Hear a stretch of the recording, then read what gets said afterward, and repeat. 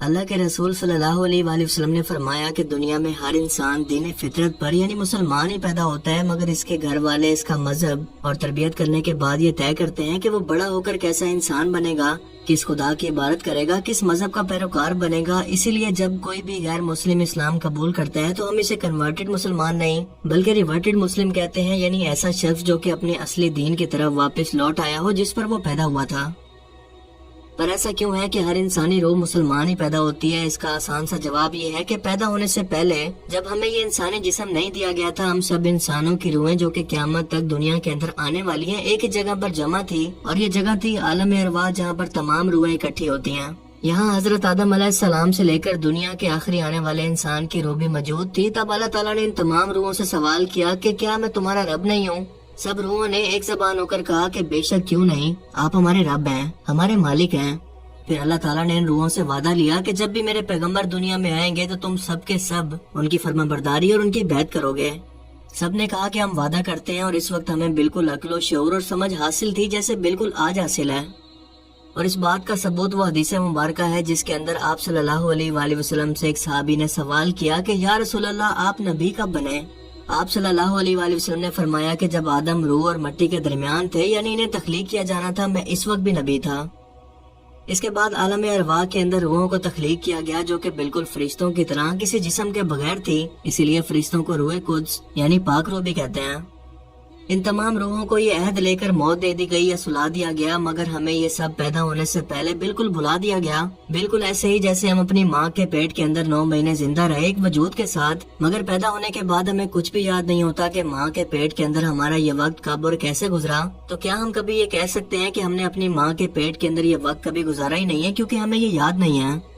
بالکل ایسے ہی پیدا ہونے سے پہلے عالم ارواح کا وہ وعدہ بھی ہمیں بلا دیا گیا ہے جو کہ قیامت کے دن ہمیں یاد آئے گا جب ہمارا دماغ مکمل طور پر جاگا ہوا یا 100% ایکٹیو یا بیدار ہوگا۔ اسی لیے پیدا ہونے سے لے کر مرنے تک کا ہر ایک عمل ہمیں قیامت کے روز سب یاد ہوگا۔ اسی لیے قیامت کے روز جہنمی لوگ یہ فریاد کریں گے کہ اے اللہ تو نے ہمیں 2 مرتبہ پیدا کیا اور مار دیا، کیا تیسری بار یہ ممکن نہیں کہ ہم ایک بار پھر سے دنیا میں واپس چلے جائیں اور پھر کبھی سجدے سے سر نہ اٹھائیں اور پھر کبھی بھی آپ کی نافرمانی نہ کریں؟ مگر اللہ تعالیٰ ان کو دیکھ کر یہ فرمائیں گے کہ دور کر دو ان کو میری نظروں سے، یہ آج مجھ پر ایمان لاتے ہیں۔ جس کے بعد یہ جہنمی لوگ آپ صلی اللہ علیہ وآلہ وسلم سے فریاد کریں گے کہ اے اللہ کے رسول ہم آپ کے امتی ہیں، آپ ہماری سفارش کریں۔ تو اسی وقت اللہ کے رسول صلی اللہ علیہ وآلہ وسلم کو بتایا جائے گا کہ اے اللہ کے رسول یہ وہ لوگ ہیں جنہوں نے آپ کی وفات کے بعد قرآن کو پیٹھ کے پیچھے ڈال دیا، یعنی قرآن کی سب تعلیمات کو بھلا کر دین کے اندر نئی نئی بدعتوں اور فرقوں کو ایجاد کر لیا۔ تو آپ صلی اللہ علیہ وآلہ وسلم یہ سن کر فرمائیں گے دور کر دو ان کو میری نظروں سے، میں ان کی شکل بھی نہیں دیکھنا چاہتا۔ اللہ تعالیٰ ہمیں جہنم کے عذاب اور ایسے لوگوں میں شامل نہ فرمائے، آمین۔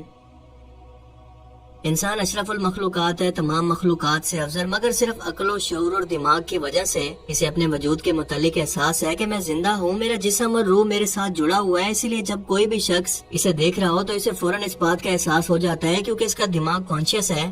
لیکن جانوروں کے معاملے میں ایسا بالکل نہیں ہوتا، وہ اپنے وجود کو محسوس نہیں کر پاتے۔ اسی لیے جنات اور انسان اسی عقل و شعور اور فیصلہ کرنے کا اختیار ملنے کی وجہ سے کہ چاہے تو کسی بات کو مان لیں یا چاہے تو انکار کرنے کی وجہ سے دنیا میں امتحان میں ڈالے گئے، جبکہ جانوروں کا نہ کوئی امتحان ہے اور نہ ہی فرشتوں کا، کیونکہ انہیں خود سے فیصلہ کرنے کا اختیار نہیں۔ اسی لیے قبر میں نماز، مال، جوانی کے حساب کے بعد یہ سوال ہوگا کہ تو نے خود سے سوچ سمجھ کر حق بات کو جاننے کے لیے کوشش کیوں نہ کی اور آخرکار یوں ہی گمراہی میں مر گیا۔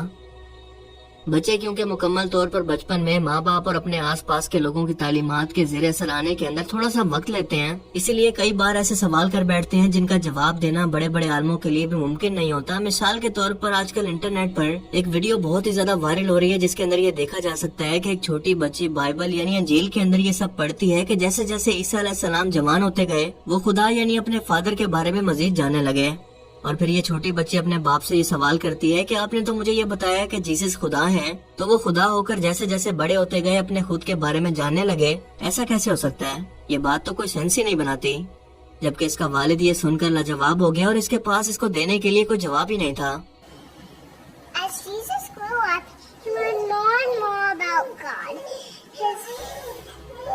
Jesus is God. How can he learn more and more about himself? Because Jesus is God.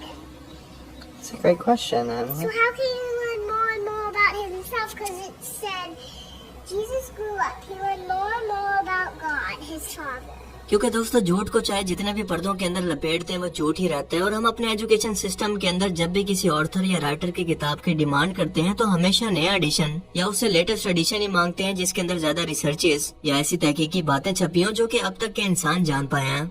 मगर ऐसा मामला इस कायनात के खालिक अल्लाह की तरफ से भेजी गई अलामी किताबों के मामले में क्यों नहीं है, जिसके लिए लेटेस्ट एडिशन के अंदर ये वाज़ेह तौर पर लिखा हुआ है कि ईसा अलैहिस्सलाम और इनकी माँ भी खाने पीने के मोहताज थे। अल्लाह ताला के लिए क्या मुश्किल है कि इन दोनों को मौत दे दे। और इन कुरानी आयात को सुनने के बाद आप जरा सोच कर ये बताएं कि क्या खुदा को मौत आ सकती है या भूख लग सकती है जैसा ईसा अलैहिस्सलाम को लगा करती। और दुनिया और कायनात का वाहिद बादशाह तो ये भी फरमाता है कि जिसने ये कहा कि ईसा अलैहिस्सलाम अल्लाह के बेटे हैं तो इसने शिर्क किया। जरा सोचें कि अल्लाह ताला के लिए क्या मुश्किल है कि वो जिसने आदम अलैहिस्सलाम को बिना माँ बाप के पैदा किया हो वो ईसा अलैहिस्सलाम को बिना बाप के पैदा कर दे सिर्फ इंसानों की आजमाइश के लिए। और वैसे भी ये काम तो पहले यहूदी भी कर चुके हैं। जब हज़रत उज़ैर अलैहिस्सलाम को अल्लाह ताला ने 100 साल तक नींद में सुला दिया और जब वो वापस आए तो उनका बेटा बूढ़ा हो चुका था मगर ये अब तक जवान थे। तो सब यहूदियों ने इस मौजे को देखकर हज़रत उज़ैर अलैहिस्सलाम को अल्लाह ताला का बेटा बना लिया, जैसे क्रिश्चियंस ने हज़रत ईसा अलैहिस्सलाम को। इसीलिए कुरान में बयान किए गए तारीखी वाक़यात के अंदर भी इंसानों के लिए सबक है जिन्हें बार बार इसीलिए बयान किया जाता है कि इंसान इन्हें समझकर खुद को तौहीद का मतलब समझाकर इस गुमराही से दूर रहें, क्योंकि ऐसा टाइम भी आ सकता है कि वक्त के नबी पर दुनिया का सबसे बड़ा शिर्क शुरू हो जाए और शैतान वसवसों के जरिए आपके अमाल को बर्बाद करवा दे। इन तमाम तारीखी वाक़यात के अंदर इंसान की नेचर या ह्यूमन नेचर को भी बयान किया गया है कि इंसान किन हालात के अंदर कैसा बर्ताव करते हैं। और जाहिर है कि ये सब बातें इंसानों के बारे में वही हस्ती बयान कर सकती है जो कि इसके खालिक हो। इसीलिए इंसान चाहे जितनी भी तरक्की कर ले इसका बर्ताव और नेचर बिल्कुल वैसी रहेगी जैसे दुनिया के पहले इंसान की थी या क़यामत तक आने वाले आखिरी इंसान की होगी। वो अपनी फितरत को बिल्कुल नहीं छोड़ेगा और इसीलिए क़यामत तक के इंसानों के लिए कुरान पाक हिदायत का जरिया है।